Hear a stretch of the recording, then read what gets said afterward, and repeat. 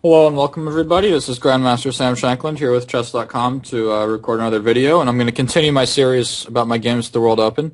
So the last time we saw me just sort of getting really lucky because people were hanging pieces against me and whatnot. But this next game I'm going to show was, I think, another game where I should have been really lucky and just won the game easily, but because of my own lack of intelligence, I actually managed to draw the game, which was extremely embarrassing. So this game I'm playing white against Vladimir Romanenko, who's the grandmaster, but he's under 2,500, and I got the white pieces. I was hoping to win. So game went d4, knight f6, c4, e6. Okay, so we played into Nimzo Indian. And I had played this knight f3 move once before very successfully against Georg Meyer at the Northern California International. I've recorded a two-part video on that one. In any case, Meyer played c5, but Romanenko deviated with b6. And now critical is bishop g5, and it's very messy, but I was looking for a little bit more of a tame battle, so I played e3. Bishop b7, castle, bishop d3, castle, castle. And now there's a lot of moves here. I think bishop takes c3 is standard now, like knight e4. But d5 has been played as well. My opponent played c5, though, which is certainly a reasonably common move as well. So he's looking to strike back in the center, which seems very logical. And I think black more or less has an okay position. But I came up with, well, I didn't come up with this plan. It's been played many times. But essentially what I didn't want to let him do was get an improved version of taking this. For example, after bishop takes c3, b takes c3, knight e4, queen c2, f5. I think that nowadays people are often doing this move c5. I don't know of how good it is. I've never really looked at it, but it's been played a couple times, and I think it's very adequate for white. But if you play differently, like I remember there was some game recently, a U.S. Junior Championship, where Jeffrey Zhang playing black, who I've been very impressed with as of late, and I think his opponent played like bishop a3 or something, and black played c5. And here, I think black's already doing extremely well, because he's just going to play knight c6, knight a5, and the rook on c8, and like, it is very easy to target this pawn. But if white plays c5 himself, it can restrict the black pieces somewhat. So, I don't know, I mean, like, so for example, a move like a3 wouldn't make sense to me. I think that this should be extremely comfortable for black. But, so, I mean, there's other moves. You can play bishop d2 or something, but I played knight a4, which avoids this exchange and provokes c takes d4 on account of a3, which could really annoy this bishop. Indeed, this is how the game continued. Bishop e7 takes, and now my opponent played d5. And to me, this is just an outrageous move. He should just play d6. And we have a pretty standard hedgehog-type position. Black can play knight bd7, rook e8, and eventually he'll play for e5. And, okay, I think black's position's quite playable. But he played d5. And now I thought for a while, I was like, why is c5 not, like, almost crushing? And all of a sudden we're seeing, yeah, it is. Like, these bishops are just terrible now. And, like, after takes, like, I've got this insane knight on c5. He exchanges, like, I'm controlling his center reasonably well. Like, he can't play d4 or e5 yet and take this guy. And with this trick on h7, oops, sorry, misclicked the arrow. All the way to h7, you get the idea. I'll play b4. My arrows are terrible today. b4, bishop b2, which defends these squares, and these two queenside passers are just monstrous. My bishops are looking at the king. So he couldn't really take, and after knight bd7, b4, I'm just like, wait a minute, your bishops are terrible. I've got this passed pawn on c5 that's going to, like, should just win the game. And I felt like my position was just fantastic here. And it is. But I managed to mess this up. Even this. Felt like I should beat Carlsen here. Of course, probably Magnus is somewhere in Norway thinking, well, I'm going to see you in Biel in a few days. I'll give you an advantage this big, and then I'll crush you. But, you know, anyhow, I'm going to Biel in a few days. He's playing the A group there, and I'm playing the Masters, so we'll see. But, anyhow, I thought this position just seems like more or less crushing for white to me already. So I thought that I was being the recipient of yet another gift. But I think at this point, especially given how easily my last couple of games had gone, that I definitely maybe just I didn't maybe take it as seriously as I could have, because there was one big moment later in the game where I made a pretty serious mistake. All right, so b4, rook c8, bishop b2, knight e4, rook c1, and now my opponent played f5. And when I saw this move, I was like, "You've got to be kidding me!" Like, I mean, I thought I would have no problem kicking this knight out of e4 and like playing like queen e2 and like crushing him immediately. So I started with the move bishop b5, which threatens c6, winning the game. And it's actually tough for black to stop. If he plays bishop c6, I'm just going to exchange and play b5 and c6, and like, yeah, this pawn on c6 will just, black's just going to lose. There's nothing to be done about it. So my opponent actually found a pretty nice resource and played the move rook c7. Point being to keep this rook protected. So if I play c6, which looks like it wins a piece, black can respond with a6. This wouldn't have worked with the rook on c8. So I can't play c6 just yet. But after a simple move queen e2, I was like almost like thinking to myself, all right, this game's played it, whatever time it was, I think like 5 p.m. I'm like, yeah, I'll be done by 7, get myself some nice dinner, steak sounds good. But this was just the wrong thought process. White is much better, probably close to winning. But I managed to mess this up because I was complacent and I should have been taking it more seriously. Okay, so game went bishop f6 now. And I thought for a long time and ultimately captured on d7, which I think was a fine move. Queen takes d7 and now b5. So I'm getting c6 in by force, essentially. I was expecting rook fc8, sacrificing a piece and trying to use the fact that this knight is on a sorry square, but after queen b5, I thought white was very much in control.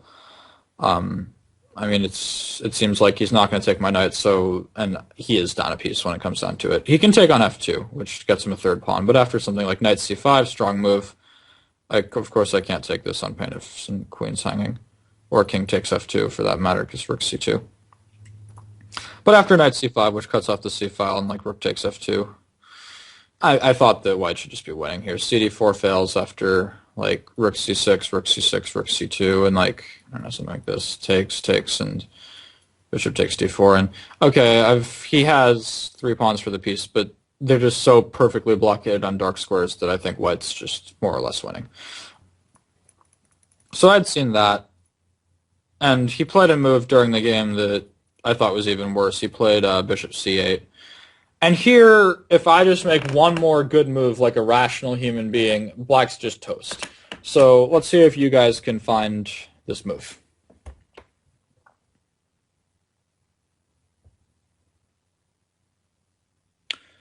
Alright, so if white just plays c6, this game is over. Like, the pawn's here. This bishop is never going to activate.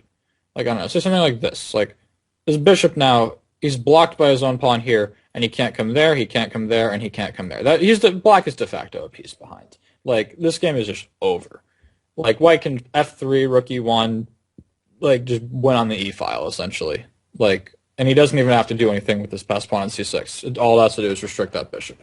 Like, the computer, for example, is suggesting a6 for black here, like, allowing knight takes b6. That's how bad the position is. In any case, I played the brilliant not move c takes b6, which wins the pawn. And now I had calculated, well, the rook's attacked, what's he going to do? Rook takes c1, I have rook takes c1, and rook c7 is coming, and if he takes this, I have knight b6, and all the stuff is hanging. And if he plays rook b7, I have knight c5, strong move, takes, and I'm threatening c6, and I have like a million passed pawns that are just queening. But I missed the insanely complicated move a takes b6, which is pretty embarrassing. And this was because I got lazy and complacent in a position where I think, well, my opponent's, I mean, I don't want to sound like too much like condescending, but I was just feeling like, my opponent's just playing terribly, like, all my opponents are playing terribly, they're hanging pieces, they're like just killing themselves. But people make mistakes, and this guy's a grandmaster. He's no fish. And like, all it took here was this one mistake, c takes b6, that I was thinking because I had missed one simple move. And now already I think black is within the realm of saving this game. After knight takes b6, queen d6, like I've won a pawn, but this bishop is just so bad, and these guys suddenly seem active and brilliant. And I was having real trouble here. After takes, and takes, I'd love to play rook c1 to exchange off more pieces, but I can't on pain of like checkmate. Takes, and here, and I have to play knight e1, and bishop d4, and bishop f2 comes, and I'm lost. So I couldn't play rook c1, and after a4, queen a5, rook a1, rook c4, I got these two connected passers, but they're firmly blockaded. My bishop on b2 is a tall pawn, and I just felt like I was really mad at myself at this point for not just playing c6. And it just shows, no matter how good your position is, or like how much you take your opponent for granted, do not play too quickly. Do not get ahead of yourself. Just really make sure you're playing the best move, because trust me, you don't want to look at this position and think to yourself, I'm going to have to like win this game all over again. Okay, so here I found I think, a pretty good idea. So this pawn on a4 is hanging, so I gotta defend him. I started with queen e1, which forces the queen back. And now, white has some problems. Like, I can't really get away with a5 yet. I was calculating this, and I'm not sure. Probably black can just play rook c8 and put the rook on a8, but it seems kind of passive. I was more concerned about him just actually giving the exchange. Take on b2, a7, rook b8, and let's say a8 queen. Takes, and like king f7. And I thought there was no way on earth I was going to win this position. I thought d4 was going to fall, and like, yeah, it's just going to be a draw. I mean, like, even if d4 doesn't fall, probably black's going to draw only down one pawn with all the pawns on the same side, knight against rook or something, but he's probably going to be, like, get 2 pawns for the exchange. So that seemed like a problem. I thought for a while, as it turns out, knight d2 is the best move, and I have no idea why I didn't play it. I don't know, I was playing like a doofus. Like, I was concerned about this for some reason, and then, like, rook takes b2. But there's really nothing to fear, because I have this move a5, and I had miscalculated. I thought that, or no, I didn't miscalculate here. Here, black wins for bishop e5. There was some way I miscalculated. Yeah, maybe queen b4 wasn't, maybe it was just queen b1. No, but still it's the same thing. Takes, and somehow I had miscalculated this line. I forget how. Maybe I can just play queen c1 and win this position somehow. E3 seems annoying. I don't know. Anyhow, computer said knight d2 is best. It looked complicated to me. I found during the game what I thought was a very good idea. What I wanted to do is play bishop c1 and get my bishop to f4. Reroute my bishop. Like, I didn't mind losing this pawn because I thought that would, like, break his bind. And I thought that I would be activating. The problem is with bishop f1 is he just meets it with the move g5, like threatening g4, like which will take the d4 pawn, and stopping bishop f4. And I was like, well, I got no answer to g5. So I came up with the idea I'm going to play h4, and now if he plays h6, I can play h5. So the standard move here would be to play g6, then h6, then g5. But if he plays g6 after bishop c1, I'm set. Like, he can't play h6, and I'm going to reroute my bishop to e5 very quickly, or to g5. However, the problem with h4 is he plays rook c2. It's annoying. I'm losing the f2 pawn. Probably I'm going to lose the game now. So I think I came up with a pretty good idea, which is the second best after knight d2, which I still haven't figured out completely, but the computer is giving us close to winning. After queen d1, which controls this square and defends this pawn, quite naturally black played queen a5 to bring the queen back to blockade now that it's been broken, but now I play the move h4. And black doesn't have time to take on a4, which he would have last move if I had done it with my queen on e2 instead.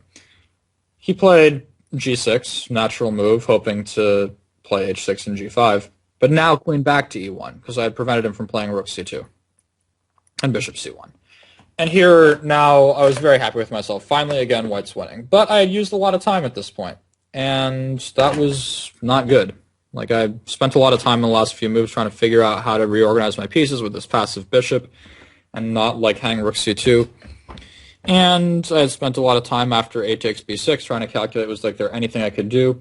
At this point, like, you know, I wasn't super long time, but I had maybe 15 minutes left for my next 11 moves. All right, so my opponent actually captured on d4, which I wasn't expecting. But, because he's equalized material now, but okay, he has to take with the queen, because this would obviously fail. But after this, I was like, wait, my pawns are just free to go. Like, I mean, they can just run. So I thought this had to just be winning, and it is, but it's tricky, and I was low on time, and I managed to mess it up. So I played the move b6. Now, what I calculated with this move was d4, I was just going to put my bishop on h6. I thought that the bishop was plenty safe here. It's controlling any kind of, like, d2 stuff. It's stopping the queen from coming to f4. I wasn't concerned about this, because b7, and now rook takes f2, I have rook b1. And I had calculated that there's no checkmate here. And if he plays like queen b8, well, that's basically the move on its own, should say it all, but okay, just a5, and I should have made. Queen g3, unfortunately, isn't working for him, because I'm always going to play b8 with check. Could maybe try king f7 here, hoping to play queen g3. But I doubt this will work. For example, like, even I can just take this guy, and then now I'm threatening bishop f4, which will force the queen away. Well, no, I'm actually not, because he could take it. But let's say, like, e5, a6, e4, a7. Yeah, I'm much too fast. So that wasn't concerning me. I was expecting the move f4, which keeps my bishop from going there, and, like, will run my bishop a little low on squares. I can't go to c1 because the a1 rook hangs. So bishop d2, and I calculated that this is winning after b7, strong move, and now, okay, if he plays rook takes d2, which is natural, this fails, because after rook b1, threatening b8 queen, queen b8, queen c1, he has no answer to queen c8. So I was more concerned about queen b8 and then playing knight takes d2, which stops rook c1, queen c1, but I had seen after queen takes e6 that almost certainly he's not going to be able to hold this together. So, however, my opponent played a move that I hadn't anticipated at all, knight c3. So this move has a few purposes. One, it controls the b1 square, which is going to be nice. So he's threatening, sort of quote-unquote threatening to play rook b4, which will hold my pawns. But another thing I was concerned, I was like, wait, knight e2 check? Like, rook on a1 hanging, rook takes h4 mate? I was very concerned all of a sudden. Like, suddenly he's getting very serious counterplay. Like, I played b7, which I had calculated properly for the most part. Like, but I was concerned because, like, for example, knight e2 check here, if I take this after takes, like, okay, I can't really go to h2, then rook takes h4 should be mate somehow. But if we exchange queens, he can actually just take and play rook b4. He collects my b7 pawn, and I'm completely lost in this endgame. So I figured out that after this move, I do have the move king f1, and then takes, I can just like play king takes e2, and I should be good. But it was very disconcerting, and rook takes h4 was a concern as well, now threatening knight e2. I had g3 in mind. Check here, check, and somehow here I'm escaping takes second queen. And yeah, if I can just take on h4, and black is not going to mate me. Like knight f4 check, I can just take it. Well, I give up one of my queens, but I still remain a rook ahead, and he's not mating me. But after b7, he played the move rook b4, and he's threatening to simply recollect my pawn. And here I made a mistake. I basically could have ended the game right now, but I didn't see the way. So why don't you guys pause your videos and see if you can figure out what white can do to put black out of his misery at this point. Not that black's in that much misery. He should be enjoying himself with moves like knight e2 available. Alright, so if you don't have time, please pause your videos. In the game, I made a big mistake. I played rook c1, which may or may not be enough to win. f4 would have won a clean piece. Now, what I had overlooked was after knight e2 check that this rook is hanging. Like, I thought knight e2 was a huge problem. You're just going to take back on f4. But as it turns out, I actually am winning here because the rook hangs. But white needs to find the right move in this position after knight e2. He has, he has 5 legal moves, and only 4 of them are immediately losing, and 1 of them is immediately winning. So why don't you guys pause your videos and try to figure out what move should white play. Alright, if you want more time, keep them paused. I'll start with the losing moves. This loses. Pawn on b7 falls. This also loses. Knight takes f4, and we can't capture this because check on d3. This also loses because after takes, queen b4 fails to knight g3 mate. This also loses because after takes, we have queen g3 and queen h4 mate.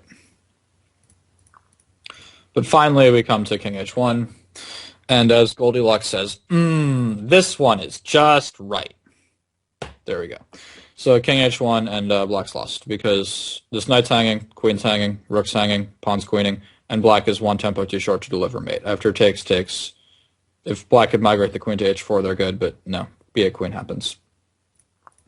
So f4 would have won the game. I played rook c1, which is maybe good enough to win as well. I calculated the line that was played, d4 takes, and I had seen some funny trick. Queen e1 and now knight a4 was concerning for a moment because I'm losing this pawn, but after a strong move, rook a1, I'm actually just winning the knight. I can't move. I'm going to take the knight next move. But my opponent naturally captured on d4 with the queen instead, and here I made what I think was more or less my last mistake. I played queen takes c3, and then after this exchange and rook takes b7, rook a3, I thought this rook endgame should be won with my rook behind the passed pawn, a distant passed pawn, meaning the black rook will have to stay passive on something like a6, but I haven't totally exhausted the resources of this rook endgame, but I'm thinking that probably it's more likely to be a draw than a win for white. Like it went then rook a7, a5, king f7, and okay, I didn't do myself any favors by playing f4 on the last move before time control, because now after e5 it's just an immediate draw. I had overlooked the move rook a6 here in between move. If he plays king e6 after a6, I think I should win this position. Something like this, g5, check. king somewhere h5. And I think white should be winning here. I should be able to warm my king up. But because he's able to play rook a6 first, his king is able to stay on e5, and I won't be able to stop him from just sort of playing like h6, g5, and stuff like that. So yeah, this game was eventually drawn as a result. I should have played rook takes c3 in this position. And after rook b7, queen e6, and rook c4, white retains excellent winning chances. He has an extra pawn. The black king's a little dubious. I don't know if it's objectively enough to win. I know if the queens exchange and the black rook gets behind the pawn, it's a technical draw that Melik Kachyan has recorded a wonderful video on that I recommend everyone look at. I know I learned a lot from it. But I think that here white definitely has very good winning chances.